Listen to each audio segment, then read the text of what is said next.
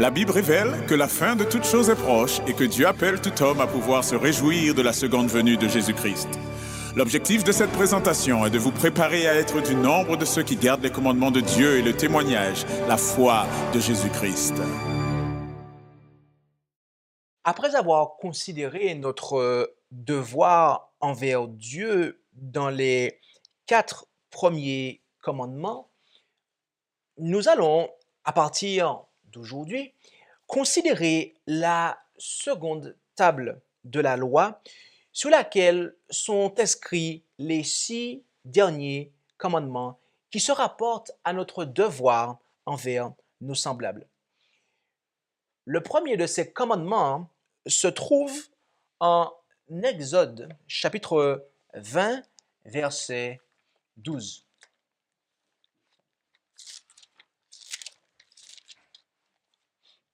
Exode, chapitre 20 et au verset 12, où nous lisons: Honore ton père et ta mère, afin que tes jours soient prolongés sur la terre que l'Éternel, ton Dieu, te donne. En tant que base de l'alliance, les 4 premiers commandements ont tous un rapport avec la nécessité d'honorer Dieu.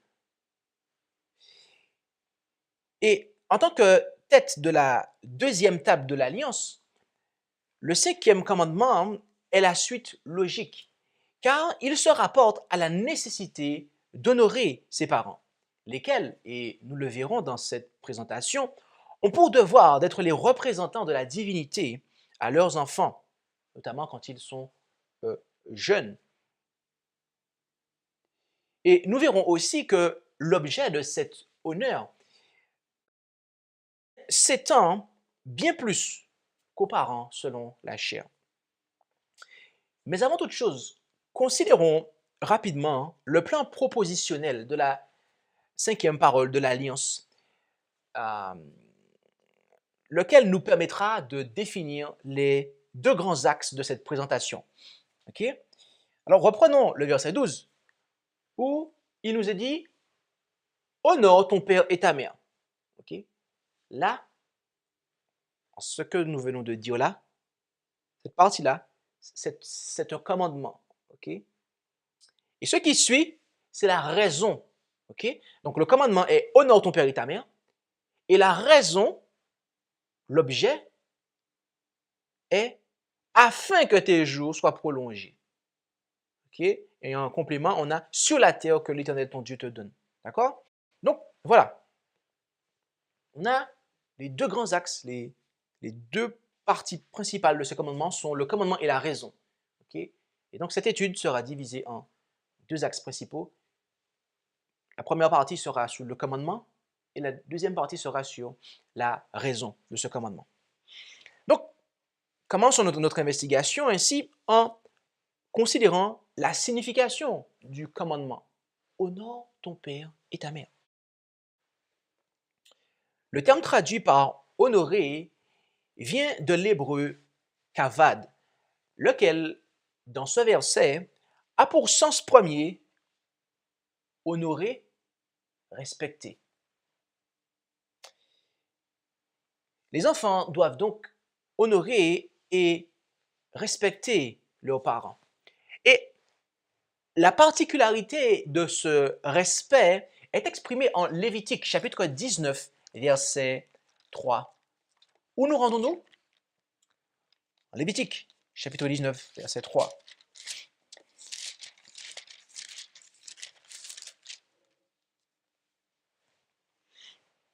Lévitique, chapitre 19, verset 3, où nous lisons que chacun révère sa mère et son père et observe mes sabbats. Je suis l'Éternel, votre Dieu. Remarquez tout d'abord que le respect dû aux parents est sur le même pied d'égalité que l'observation du sabbat. Est-ce moi qui ai formulé les choses ainsi? Non, c'est l'Éternel, notre Dieu, qui a placé ces deux commandements dans cette clause et qui les a ainsi mis sur le même pied d'égalité. Et pourquoi cela? Ça, nous le verrons à la fin de cette étude. Tout du moins, nous le comprendrons pleinement lorsque nous arriverons à la conclusion de cette étude. Mais pour l'heure, remarquons également que le respect dû aux parents est ici caractérisé par de la révérence en Lévitique 19, verset 3. En effet, le terme, ou du moins la racine du terme traduit par révère, lorsqu'il est dit révère ton père et ta mère, eh bien, en Lévitique 19, 3, eh bien, elle a la même racine euh, que le terme traduit par redoutable en Psaume 111, verset 9, que nous avons considéré dans le troisième, lorsque nous avons étudié le troisième commandement. Tu ne prendras point le nom de l'Éternel ton Dieu en vain. Okay? Et là, en Psaume 111, verset 9, pour ceux qui s'en rappellent, la signification réelle est que le nom de l'Éternel est révéré. Okay? Ainsi, la révérence, mes amis, qui est due au nom de l'Éternel, eh bien, elle s'étend d'une certaine manière, je veux dire, également envers les parents. Cette révérence due au nom de l'Éternel s'étend d'une certaine manière aux parents, également envers les parents. Et pourquoi cela? Au début du 5e chapitre du Deutéronome, nous voyons Moïse répéter le décalogue au peuple d'Israël. Et après cela, il explique au peuple ce qu'ils doivent faire pour prolonger leur jour en terre promise. En effet, en Deutéronome, chapitre 5, verset 33, je vous invite à vous rendre avec moi en Deutéronome, chapitre 5, et à considérer le verset 33. Deutéronome, chapitre 5, verset 33, où il est dit « Vous marcherez dans toute la voie que l'Éternel votre Dieu vous a prescrite, afin que vous viviez et que vous soyez heureux et que vous prolongiez vos jours dans le pays que vous posséderez. » Et après avoir dit ça, Moïse va leur dire comment et par quelle manière ils pourront atteindre cet objectif. En effet, en Deutéronome 6, du verset 6 à 9, nous lisons la chose suivante. Et ces commandements que je te prescris aujourd'hui seront dans ton cœur. Tu les inculqueras à tes enfants et tu en parleras quand tu te tiendras dans ta maison, quand tu marcheras en chemin, quand tu te coucheras et quand tu te lèveras. Et tu les lieras comme un signe sur ta main et ils seront comme des frontaux entre tes yeux. Tu les écriras aussi sur les poteaux de ta maison et sur tes portes. Lorsque quelque chose est important, vous devez le dire ne serait-ce qu'une fois, n'est-ce pas? Mais lorsque cette chose est très importante, il vous faut alors la répéter au moins 2 fois. Et c'est ce que nous voyons se faire en Deutéronome, chapitre 11, versets 18 à 21. Deutéronome, chapitre 11, versets 18 à 21.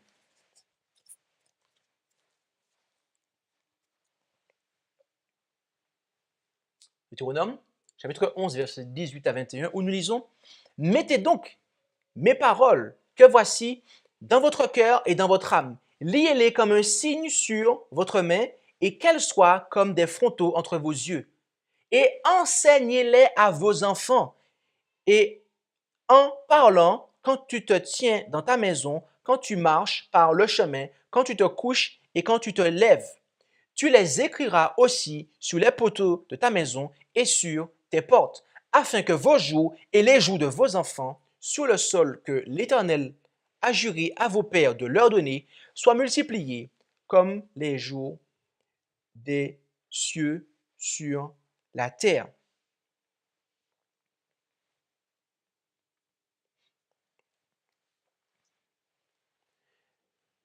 À travers son serviteur, Moïse, l'Éternel fit comprendre aux pères et aux mères en Israël qu'il était de leur responsabilité d'éduquer leurs enfants dans ces voies. Autrement dit, les parents sont moralement responsables de leurs enfants devant le Seigneur et sont de ce fait les représentants de Dieu pour leurs jeunes enfants. Et c'est donc en tant que représentant de la divinité que c'est en raison de cela, en raison du fait que les parents soient les représentants de la divinité, que le premier devoir des enfants doit être de révérer leurs parents.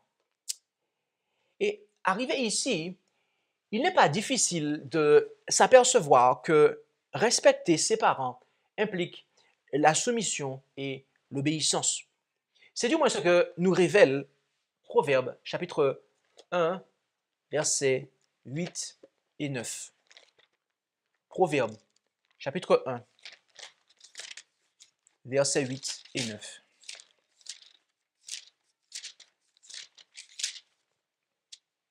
Proverbe chapitre 1, versets 8 et 9.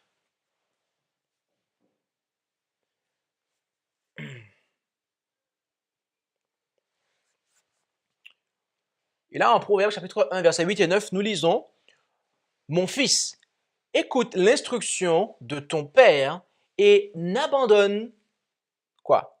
Point l'enseignement de ta mère. » Le terme traduit au verset 8 par enseignement vient de l'hébreu Torah. Ce qui montre que et si vous savez ce que signifie Torah, eh bien mes amis, cela nous montre que les instructions des parents tiennent lieu de loi à laquelle les enfants doivent obéir. Et un exemple d'obéissance notoire se trouve en Genèse, chapitre 28, versets 1 à 7. Rendons-nous dans le livre de Genèse, au chapitre 28, et considérons le verset 1, du verset 1 jusqu'au verset 7.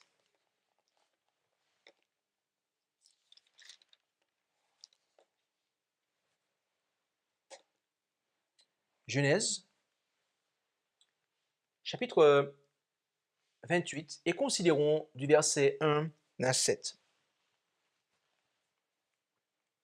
Et là, nous lisons « Alors Isaac appela Jacob et le bénit, et lui commanda et lui dit, « Tu ne prendras point une femme parmi les filles de Canaan. Lève-toi, va à Padan-aram, à la maison de Bethuel, père de ta mère, et prends-toi une femme de là parmi les filles de Laban, frère de ta mère. Et que le Dieu Tout-Puissant te bénisse, te fasse croître et te multiplie, et que tu deviennes une assemblée de peuples. Et qu'il te donne la bénédiction d'Abraham à toi et à ta postérité à toi, afin que tu possèdes le pays où tu as séjourné, que Dieu a donné à Abraham. » Puis Isaac fit partir Jacob, qui s'en alla à Padan-aram vers Laban, fils de Bethuel, l'araméen, frère de Rebecca, mère de Jacob et d'Ésaü. Et Ésaü, remarquez cela, et Ésaü vit qu'Isaac avait béni Jacob et l'avait envoyé à Padan-aram pour y prendre une femme, en le bénissant, et qu'il lui avait commandé et dit, tu ne prendras point une femme parmi les filles de Canaan. Et le verset 7. Et que Jacob avait obéi à son père et à sa mère et s'en était allé à Padan-Aram.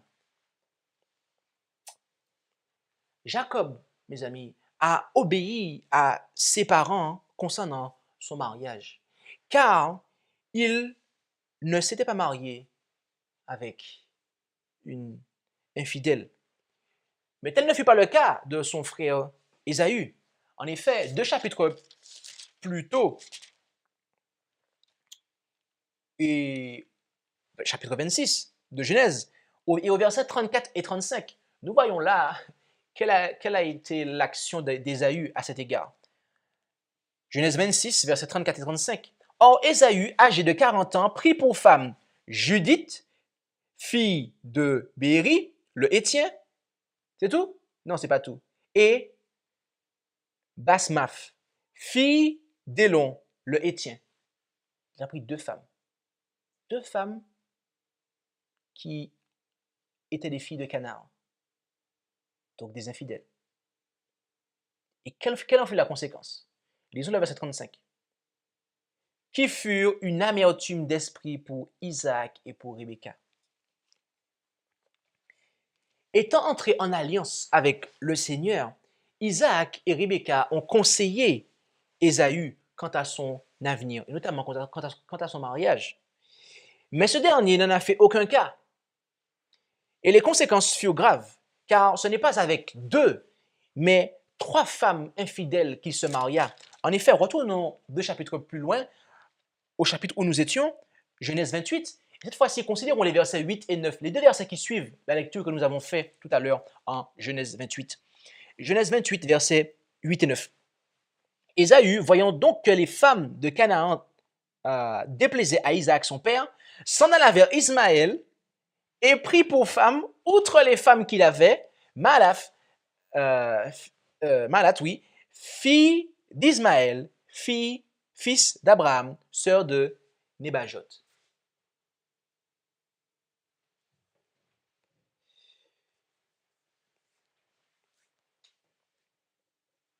Il a fini par devenir polygame.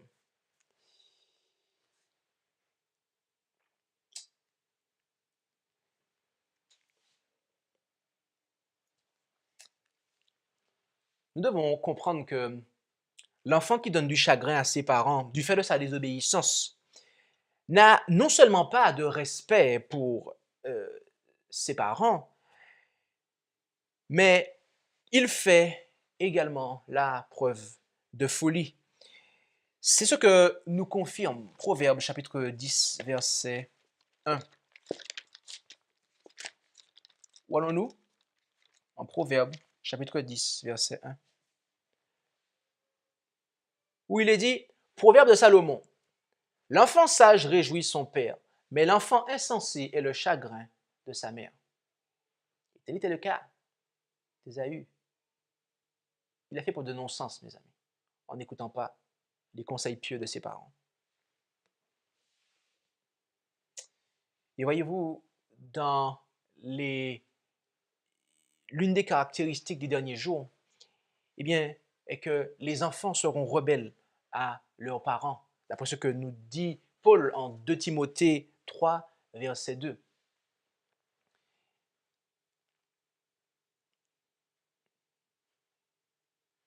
Ce sera l'atmosphère des derniers jours. Et nous y sommes déjà, mes amis. Il y aura un manque de respect pour le conseil des parents. Et une autre manifestation du manque de respect envers ses parents est révélée en Exode 21, verset 15. Je vous invite à voir avec moi en Exode 21 et au verset 15.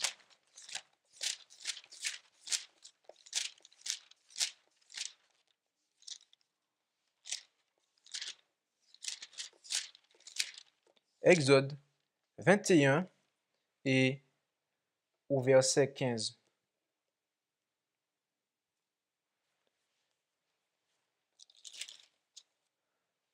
Où il est dit, celui qui frappe son père ou sa mère sera puni de mort.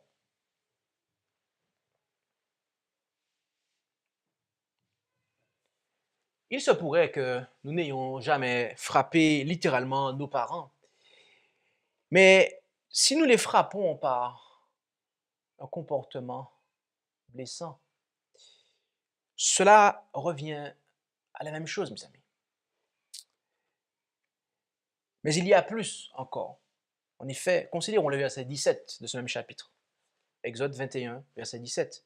Celui qui maudit son père ou sa mère sera puni de mort. Beaucoup de personnes ont une vision limitée de ce que signifie maudire. En effet, ils imaginent qu'il s'agit de prononcer la formule « maudit soit-il ». Mais vous n'avez pas besoin de cette formule pour maudire vos parents. En effet, en Deutéronome chapitre 27,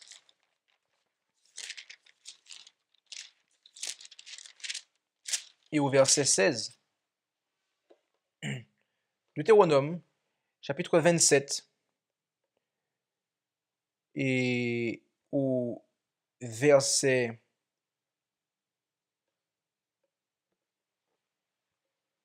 16,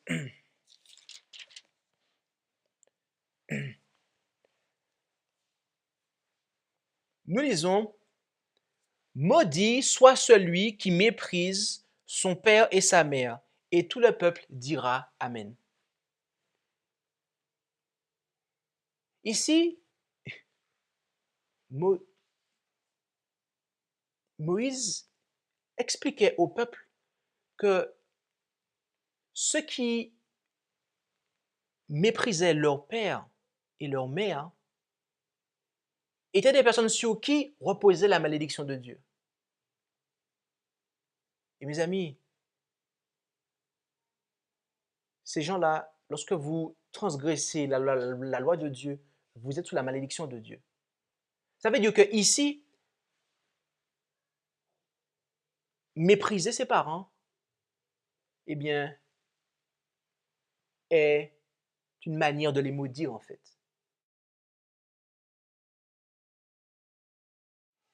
Ainsi, mépriser ses parents en les haïssant, en parlant légèrement à leur égard et même en salissant leur réputation, parce que tout cela, eh bien, est impliqué dans le fait de mépriser en fait. Okay? Le mépris peut prendre différentes formes que je vais dénoncer. Le fait d'haïr, le fait de parler à la légère à leur égard, ou le fait de salir leur réputation. Eh bien, mes amis, tout cela sont des choses suffisantes pour maudire ses parents et mériter le châtiment que le Seigneur a prononcé sur un tel comportement. Mais tous ceux qui agissent de la sorte du moins, semblent ne pas mourir physiquement. Se pourrait-il donc que la parole de Dieu ait failli à cet égard? Pas du tout. Rendons-nous en Proverbe, chapitre 20, verset 20. Proverbe, chapitre 20 et au verset 20.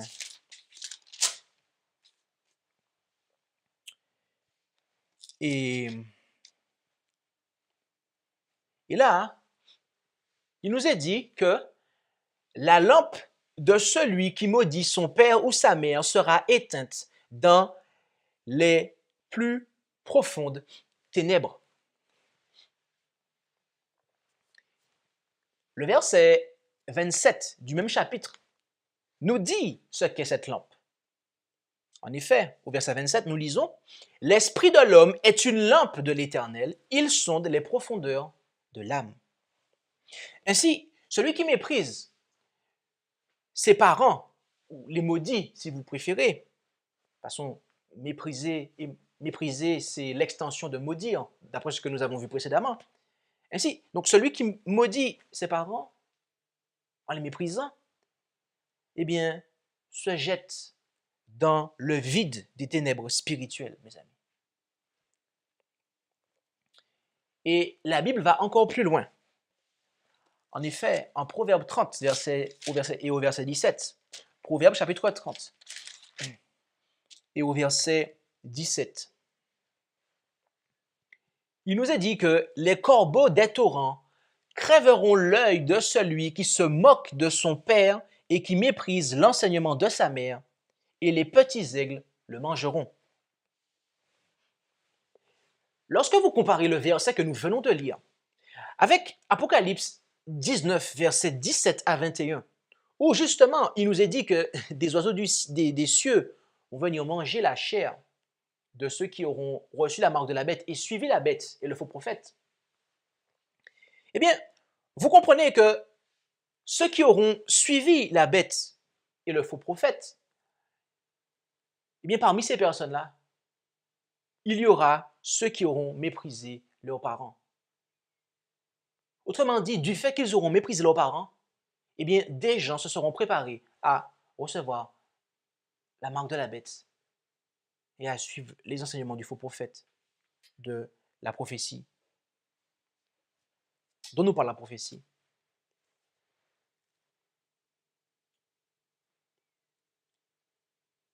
Et on a là, mes amis, une scène qui se rapporte à la rétribution du jugement, en fait. Ok? Je dis bien la rétribution du jugement.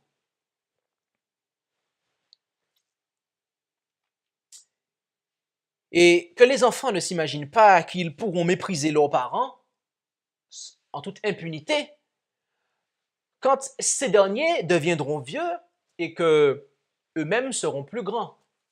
Quand ils vont quitter leur père et leur mère pour s'attacher à leur femme et devenir une seule chair, par exemple, ou la femme avec son mari pour devenir une seule chair. Ne croyons pas que cette action de quitter son père et sa mère signifie qu'on les laisse tomber et qu'on n'a plus rien à faire avec eux. Non, non, non, non, non. Ce n'est pas ce que nous dit Proverbe 23, verset 22. Proverbe 23, verset 22.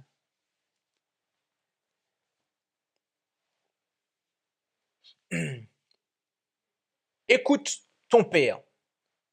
C'est celui qui t'a donné la vie. Et ne méprise point ta mère quand elle sera devenue vieille.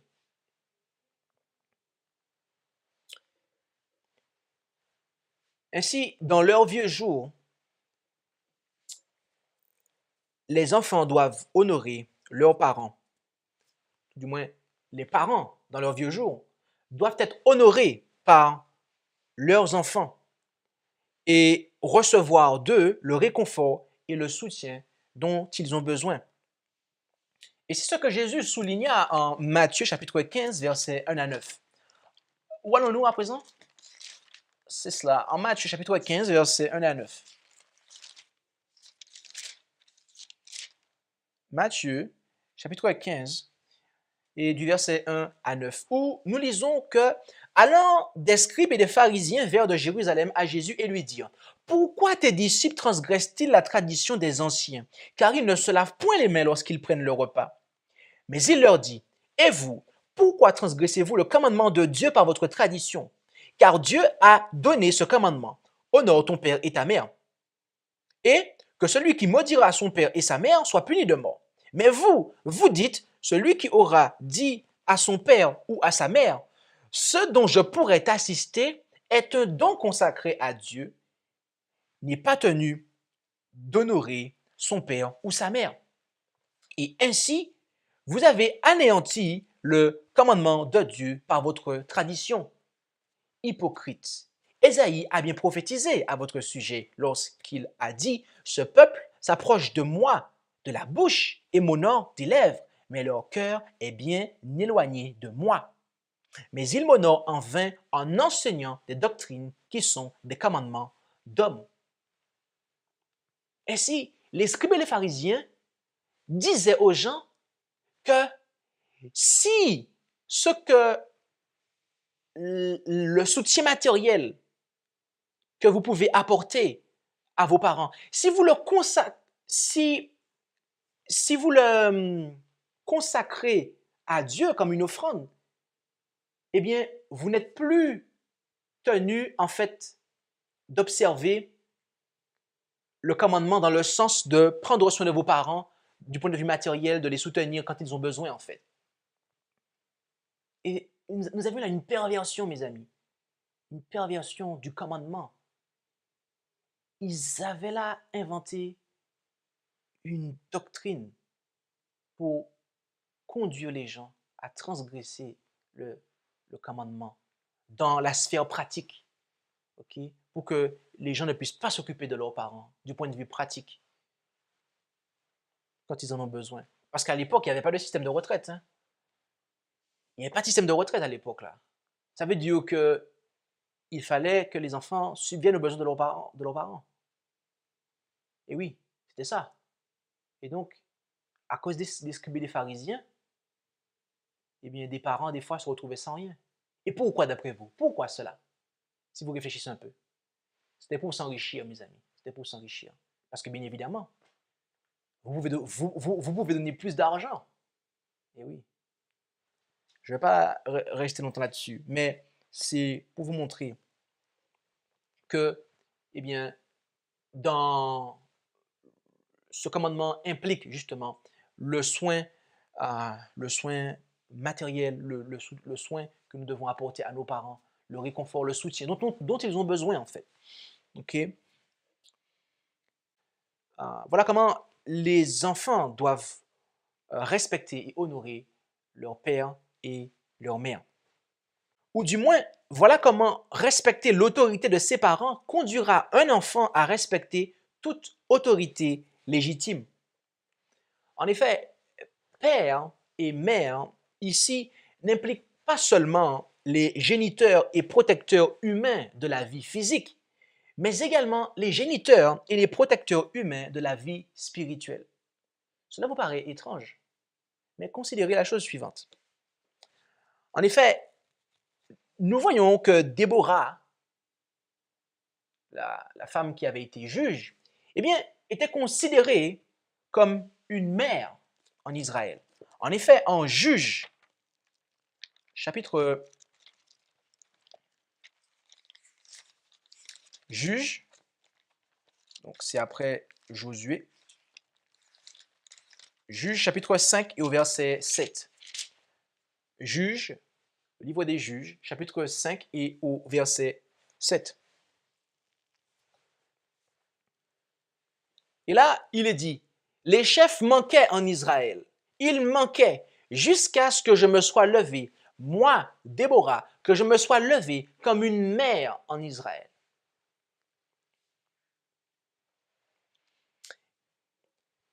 Élisée, quant à lui, considérait Élie comme son père.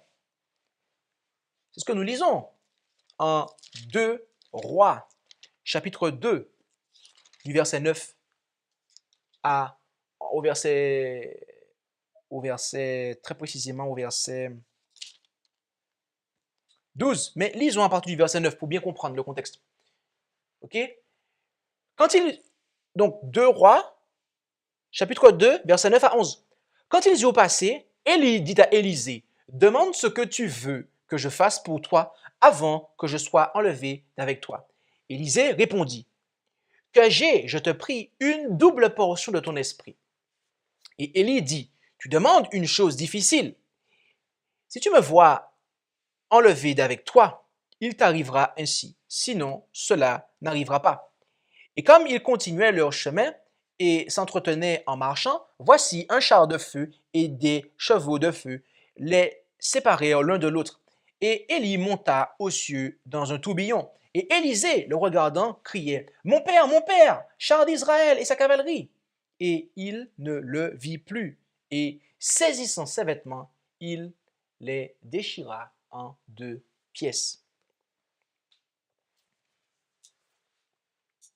Mais alors, nous voyons cela se faire. Okay, que une femme pieuse était considérée comme une mère. Okay, et que un prophète en devenir considérait on va dire son prophète formateur comme son père. Mais que penser de Matthieu 23, verset 7? Que voulait dire Jésus en Matthieu 23, verset 7, lorsqu'il déclara « N'appelez personne sous la terre votre Père, car vous n'avez qu'un seul Père, celui qui est dans les cieux. » Parce qu'il semblerait que cela soit contradictoire. S'il nous fallait prendre ce commandement de Jésus en Matthieu 23, verset 7, au pied de la lettre, alors les géniteurs de la vie physique n'auraient même plus eu le droit d'être appelés pères par leurs enfants. Et oui. Ainsi, pour bien comprendre ces paroles de Jésus, examinons-en le contexte en Matthieu 23 et lisons à partir du verset 1er. Matthieu 23.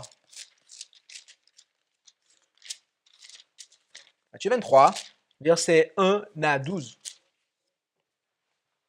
Matthieu, chapitre 23, versets 1 à 12. Alors Jésus parla au peuple et à ses disciples et leur dit, « Les scribes et les pharisiens sont assis dans la chair de Moïse. Observez donc et faites donc tout ce qu'ils vous disent d'observer, mais ne faites pas comme ils font, parce qu'ils disent et ne font pas. Car ils lient des fardeaux pesants et insupportables et les mettent sur les épaules des parents, mais ils ne veulent pas les remuer du doigt. Et ils font toutes leurs actions afin que les hommes les voient, car ils portent de larges phylactères et ils allongent les franges de leurs vêtements. Ils aiment les premières places dans les festins et les premiers sièges dans les synagogues. Ils aiment à être salués dans les places publiques et à être appelés par les hommes « Maître, Maître ». Mais vous ne vous faites point appeler Maître, car vous n'avez qu'un Maître, le Christ. Et pour vous, vous êtes tous frères. Et n'appelez personne sur la terre votre Père, car vous n'avez qu'un seul Père, celui qui est dans les cieux. Et ne vous faites point appeler docteur, car vous n'avez qu'un seul docteur, le Christ. Mais que le plus grand d'entre vous soit votre serviteur. Car quiconque s'élèvera sera abaissé, et quiconque s'abaissera sera élevé. Les scribes et les pharisiens étaient tellement avides d'honneur qu'ils faisaient tout pour dominer le peuple. Ils ne les servaient pas. Ils ne cherchaient pas à être au service du peuple. Ils cherchaient à les dominer, mes amis. Voilà le contexte. Ils cherchaient à dominer le peuple, de sorte que ce dernier, le peuple d'Israël, eh bien, considérait ces scribes et ces pharisiens comme des éléments indispensables pour leur vie spirituelle. Ça veut dire que s'ils n'étaient pas là, spirituellement parlant, ils étaient morts. OK? C'était là prendre la place de Dieu, en fait. Or, mes amis, Dieu seul est le Père des esprits, comme nous le lisons en Hébreux chapitre 12, verset 9. Je vous invite à vous rendre avec moi en Hébreux chapitre 12 et au verset 9 pour bien considérer cela. L'épître de Paul aux Hébreux, chapitre 12 et au verset 9. Et là, il nous est dit la chose suivante, en Hébreux 12, verset 9. « D'ailleurs, nos pères, selon la chair, nous ont châtiés et nous les avons respectés. Ne serions-nous pas beaucoup plus soumis au Père des esprits pour avoir la vie? » Ainsi, la cible de Jésus en Matthieu 23, verset 9, était l'emploi de Père en tant que titre, dans l'objectif de se présenter comme le Père des esprits, dans l'objectif de dominer les autres et non pas de les servir. Ce qui était opposé à l'attitude de Paul que nous pouvons considérer en 1 Corinthiens chapitre 4, versets 14 à 17. Rendons-nous en 1 Corinthiens chapitre 4 et considérons du verset 14 jusqu'au verset 17. 1 Corinthiens chapitre 4, verset 14 à 17. Où il est dit, « Je n'écris point ces choses pour vous faire honte, mais je vous avertis comme mes chers enfants, car vous auriez 10 000 maîtres en Christ que vous n'auriez pas plusieurs pères, car c'est moi qui vous ai engendré en Jésus-Christ par l'Évangile. Je vous en supplie donc, soyez mes imitateurs, car soyez mes imitateurs. Point. C'est pour cela que je vous ai envoyé Timothée, qui est mon fils bien-aimé et fidèle dans le Seigneur. Il vous fera ressouvenir de mes voies en Christ et de quelle manière j'enseigne partout dans les églises. Remarquez ici que Paul ne se considère pas comme le père des esprits à qui il a prêché l'évangile, mais comme le père qui les a conduits à Christ. Exactement ce qu'un géniteur physique doit faire avec son fils, l'amener à Christ. Paul se présente comme un père pour ceux dont il a été l'instrument de conversion. Mais il ne prétend pas les dominer. Au contraire, il emploie ce titre non pour présenter l'autorité, mais l'affection qu'il leur porte. Et c'est d'ailleurs pour cela qu'il les appelle au verset 14, « Mes chers enfants ». Et c'est dans cet esprit, mes amis, qu'Élie et Déborah considéraient les âmes dont ils avaient la charge. Et c'est dans ce contexte, après leur avoir dit que Dieu était le Père des esprits, que l'apôtre Paul déclara aux croyants hébreux ce que nous lisons en Hébreux, chapitre 13, verset 17. Hébreux, chapitre 13. L'épître de Paul aux Hébreux, chapitre 13 et au verset 17. Hébreux, chapitre 13, verset 17.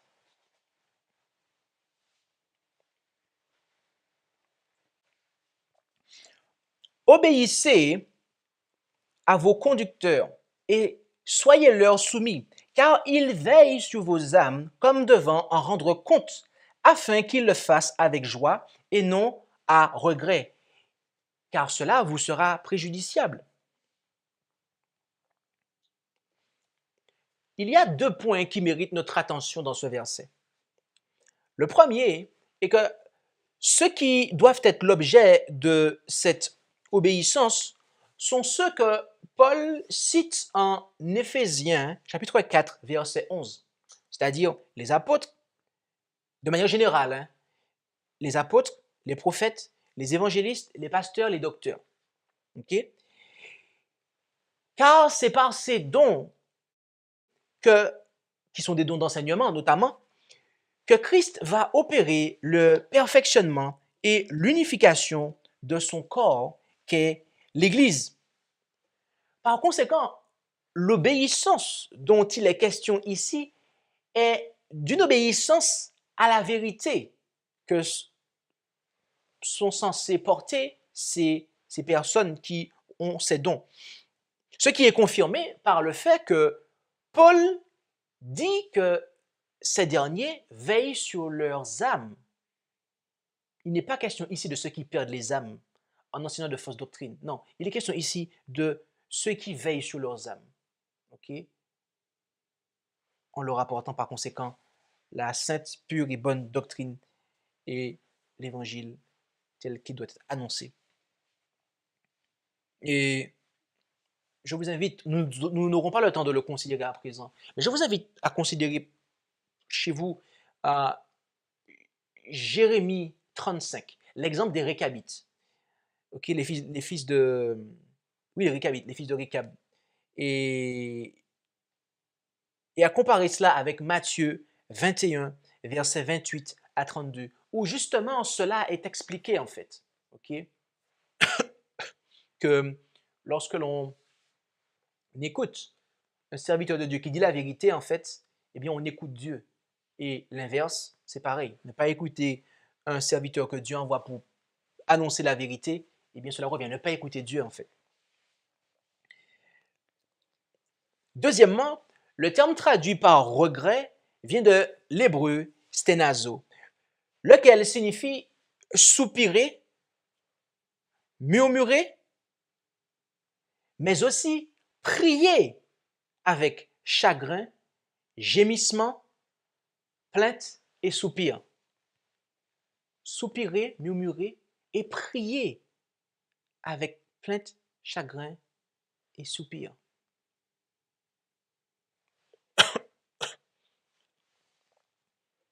Comment des croyants peuvent-ils arriver à causer tant de regrets aux serviteurs de Dieu? Comment des croyants peuvent-ils arriver à faire en sorte que les serviteurs de Dieu arrivent dans un état où ils murmurent, ils soupirent, où ils prient avec chagrin, gémissement et plainte. Ils se plaignent auprès de Dieu, tout comme Moïse le faisait du peuple d'Israël. Dès que Moïse intercédait, mais combien de fois Moïse n'a-t-il pas dit, mais Seigneur, mais ce peuple, si je paraphrase, regarde ce qu'ils font.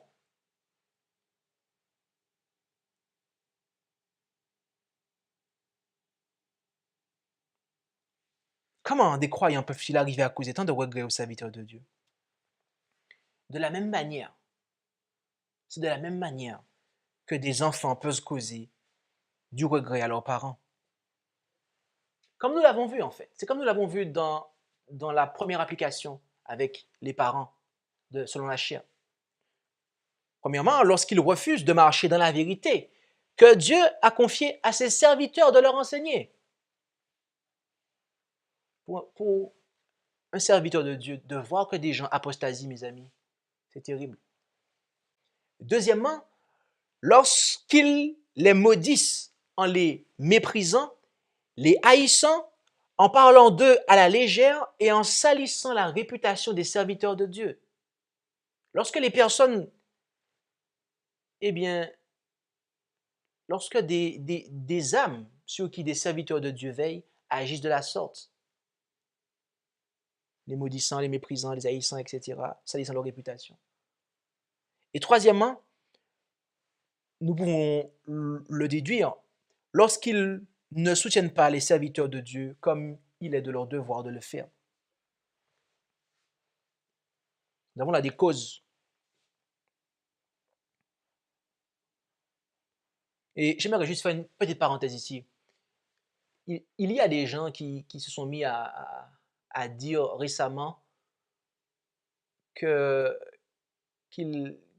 n'auraient pas, si je paraphrase, qu'ils n'auraient pas d'égard ou de considération pour les pasteurs humains, les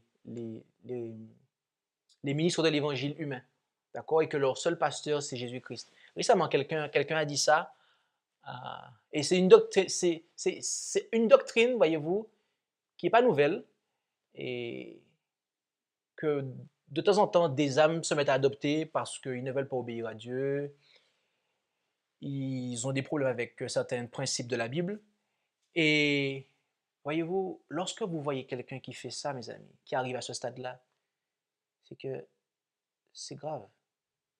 Et cette personne-là, des gens comme ça sont concernés par ça, en fait. Ils sont pleinement concernés par ça. Enfin, les autorités séculaires, légitimes, ne sont pas exclues par ce commandement. Bien au contraire. En effet, en 1 Pierre, chapitre 2, versets 13 à 18. 1 Pierre, chapitre 2. 1 Pierre, chapitre 2, versets 13 à 18. 1 Pierre 2, 13 à 18, nous lisons « Soyez donc soumis à toute haute institution humaine à cause du Seigneur, soit au roi comme à celui qui est au-dessus des autres, soit au gouverneur comme à des personnes envoyées de sa part pour punir ceux qui font mal et approuver ceux qui font bien, car ceci est la volonté de Dieu, qu'en faisant bien, vous fermiez la bouche à l'ignorance des hommes dépourvus de sens, comme étant libres, non pour vous servir de la liberté comme d'un voile pour la malice, mais comme des serviteurs de Dieu. Rendez honneur à tous, aimez tous les frères, craignez Dieu, honorez le roi. Et cela s'étend, cela va encore plus loin. Domestiques, soyez soumis à vos maîtres en toute crainte, non seulement à ceux qui sont bons et indulgents, mais aussi à ceux qui sont difficiles. Donc, voilà, cela s'étend également, et vous pouvez comparer ce texte-là avec Romains chapitre 13, versets 1 à 7. Alors, j'ai insisté, mes amis, en parlant d'institutions séculaires, d'autorités du moins séculaires légitimes. D'accord? Légitimes devant Dieu. OK? Parce que des fois, il faut savoir qu'effectivement, Dieu reconnaît l'autorité des institutions. Mais du moment que des institutions, des autorités séculaires, eh bien, pratiquent le mal, à ce moment-là, mes amis, honorer Dieu est un devoir qui surpasse le fait de devoir respecter ces institutions. C'est ce que nous lisons, en fait, c'est ce que nous avons lu. OK? Remarquez qu'il est dit que les gouverneurs, pour punir ceux qui font mal. Ça veut dire que si les gouverneurs font le contraire, ils punissent ceux qui font le bien. Et que vous devez honorer Dieu. Est-ce que vous devez craindre le gouverneur? Non. Vous devez craindre le gouverneur si, effectivement, ce qu'il vous dit est en conformité avec la parole de Dieu. OK? Donc, ça, il faut le clarifier. OK? La liberté religieuse est quelque chose qui est prédominant et obéir à Dieu, eh bien, c'est obéir à Dieu, même quand obéir aux hommes, même quand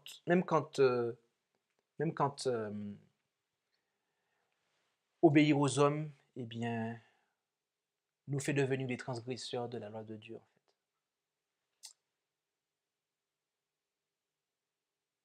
Donc, voilà le contexte. Tous ceux qui sont gouverneurs, rois, les magistrats, tous ceux qui ont une autorité et qui sont légitimes devant Dieu, nous devons, eh bien, être soumis et obéir, mes amis. Avec cette vue d'ensemble du commandement de la cinquième parole de l'Alliance, nous comprenons mieux pourquoi le non-respect de l'autorité parentale au foyer impacte ou implique le non-respect des serviteurs de Dieu ainsi que le non-respect des autorités civiles légitimes. Lorsque vous voyez des gens qui, en société, n'ont aucun respect pour les personnes qui sont revêtues d'autorité, qui sont investies d'autorité, lorsque vous voyez des personnes qui dans l'église de Dieu, et qui se prétendent même être dans l'église de Dieu, et qui n'ont aucun respect pour les autorités que Dieu a placées dans l'église de Dieu, pour les ministres de l'évangile, dans ces deux cas-là, mes amis, la raison est parce que ces personnes-là n'ont pas de respect pour leurs parents. Leurs parents sont dans la chair. C'est aussi simple que ça, mes amis. Parce que les parents sont censés éduquer leurs enfants dans les voies du Seigneur. Et les enfants sont censés respecter l'autorité de leurs parents, comme on l'a vu. Et c'est cela, en fait, qui va préparer l'enfant à être soumis aux autorités auxquelles il sera placé quand il sera plus grand. OK? Que ce soit dans la sphère ecclésiale ou dans la sphère civile.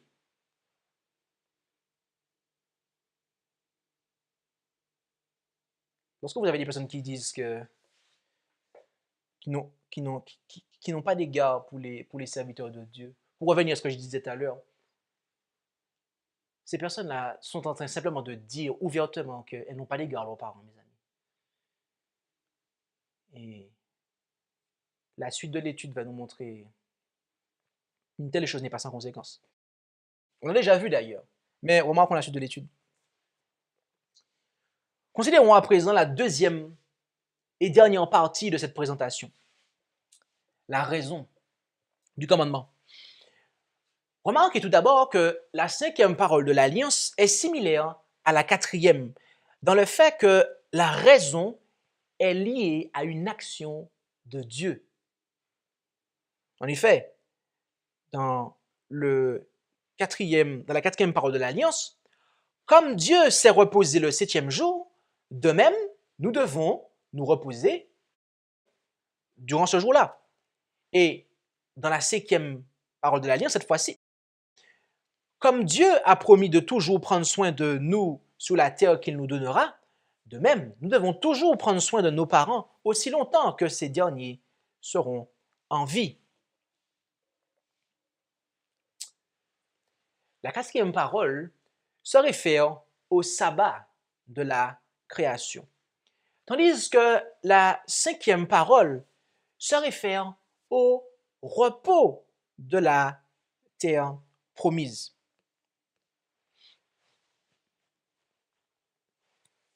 Mais que signifie réellement le fait d'avoir ces jours prolongés, premièrement? Et deuxièmement, quelle est cette terre promise? Que devons-nous comprendre par là? Pour répondre à la première question, nous devons d'abord répondre à la deuxième question. Une lecture superficielle de la cinquième parole de l'Alliance nous conduirait à conclure que l'observation du cinquième commandement était, pour les enfants d'Israël, la condition d'avoir une longue vie en Canaan terrestre. Mais résumer la signification du cinquième commandement à cela reviendrait à exclure tous ceux qui ont honoré leurs parents et qui n'ont pas fait partie d'Israël selon la chair et qui également n'ont pas vécu en Israël, au Moyen-Orient, comme des Juifs, des Israélites l'ont fait depuis l'époque de Josué jusqu'à l'époque de Paul. Tous ceux qui ont observé le cinquième commandement et qui ne sont pas juifs sont donc exclus alors. Il nous faut comprendre cela. Il nous faut comprendre qu'il s'agit là de la Jérusalem, de la Canaan terrestre. Force est de constater que la signification est bien plus profonde que cela. En effet, considérons Hébreux chapitre 11, versets 8 à 10. Et nous entamons ici la fin de notre présentation. Hébreux chapitre 11, versets 8 à 10. Et remarquons que la promesse, comment cette promesse avait été présentée aux patriarches. Hébreux chapitre 11, versets 8 à 10. Par la foi, Abraham, étant appelé, obéit pour aller au pays qu'il devait recevoir en héritage, et partit, ne sachant pas où il allait. Par la foi, il demeura dans la terre qui lui avait été promise, habitant sous des tentes avec Isaac et Jacob, les cohéritiers de la même promesse. Car ils attendaient la cité qui a des fondements, dont Dieu est l'architecte et le fondateur. Et considérez le verset 16 à présent. Mais maintenant, ils en désirent une meilleure, c'est-à-dire une céleste. C'est pourquoi Dieu ne dédaigne pas les appeler leur Dieu, car il leur a préparé une cité. Donc, ici, nous voyons que la terre promise, mes amis, que les patriarches attendaient, est liée à une nouvelle cité. OK? Et en Apocalypse 21, versets 1 à 3, nous voyons que cette nouvelle cité va avec une terre bien précise. Apocalypse 21, versets 1 à 3, le livre de la révélation de Jésus-Christ, chapitre 21, versets 1 à 3, nous lisons que « Je vis ensuite un ciel nouveau et une terre nouvelle, car le premier ciel et la première terre avaient disparu et la mer n'était plus. Et moi, Jean, je vis la sainte cité, la nouvelle Jérusalem, qui descendait du ciel d'auprès de Dieu, préparée comme une nouvelle mariée qui s'est ornée pour son époux. Et j'entendis une grande voix qui du ciel qui disait, « Voici le tabernacle de Dieu avec les hommes, et il habitera avec eux. Ils seront son peuple, et Dieu sera lui-même avec eux. Il sera leur Dieu. » Par conséquent, mes amis, la terre promise qu'Abraham avait en tête, eh bien, était la nouvelle terre qui allait recevoir eh bien, la cité, la sainte cité de Dieu, la Jérusalem céleste, la Jérusalem céleste qui allait être placée sur la nouvelle terre, la Canaan céleste. Donc, nous répondons ainsi à la question numéro 2 et pouvons à présent répondre à la question numéro 1 qui était, rappelez-vous, que signifie réellement le fait d'avoir les jours prolongés? Considérons Ésaïe 66, verset 22 maintenant, où il nous est parlé de la nouvelle terre.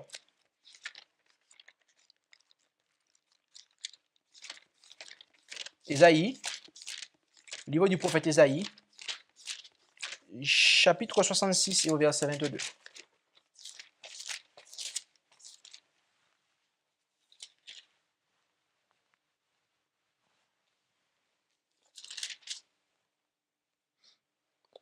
Et là, nous lisons en Ésaïe 66, verset 22, « Car comme les cieux nouveaux et la terre nouvelle que je vais créer subsisteront devant moi, dit l'Éternel, ainsi subsisteront votre race et votre nom. » Et le terme hébreu que vous avez ici pour race a également pour signification semence. OK? Votre semence.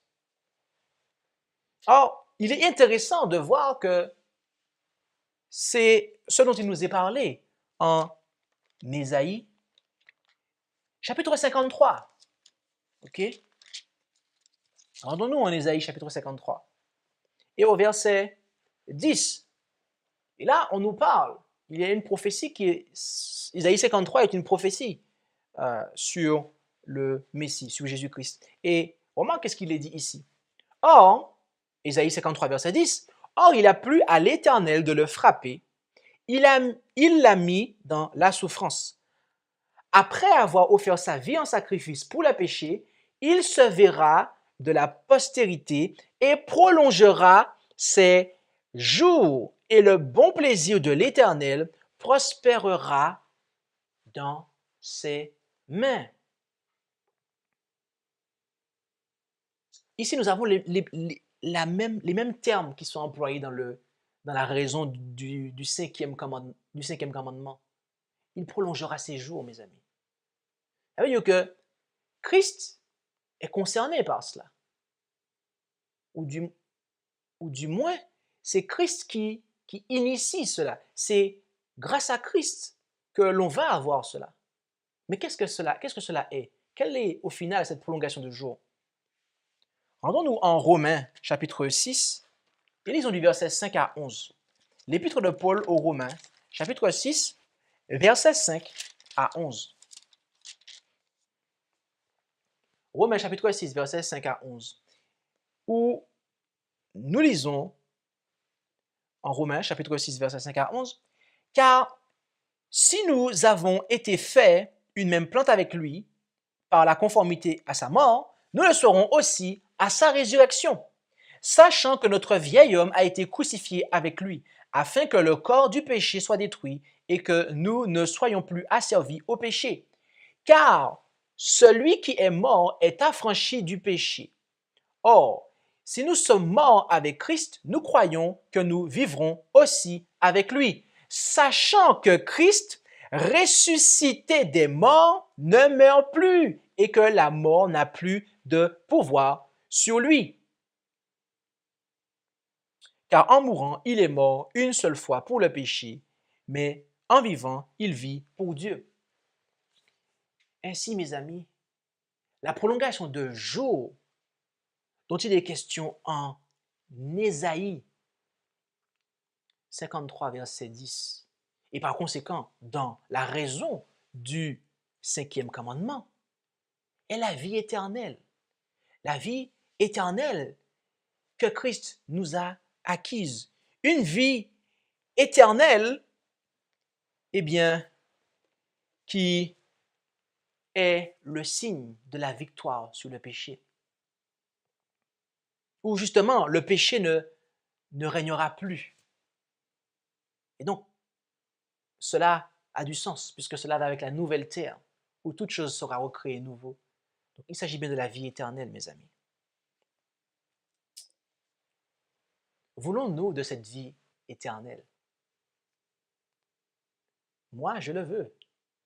Et si comme moi, vous le voulez, alors honorons celles et ceux que Dieu a investis d'autorité, car c'est en commençant par observer le 5e commandement que nous serons à même d'observer les autres et donc d'hériter de la vie éternelle.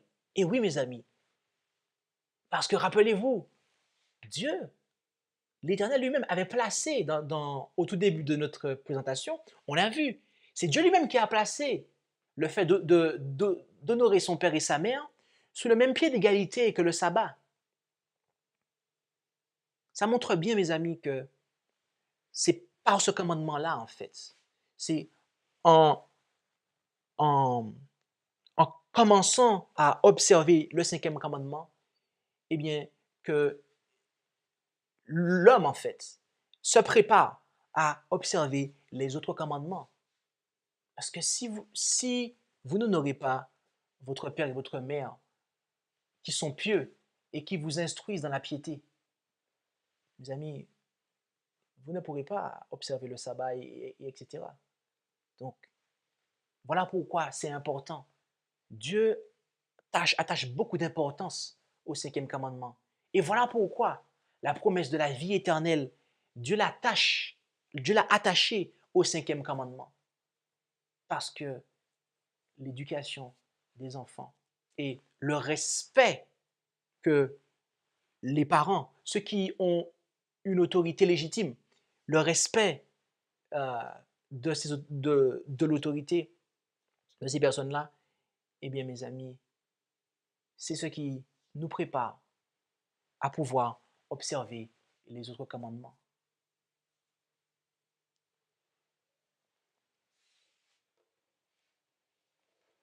Alors oui,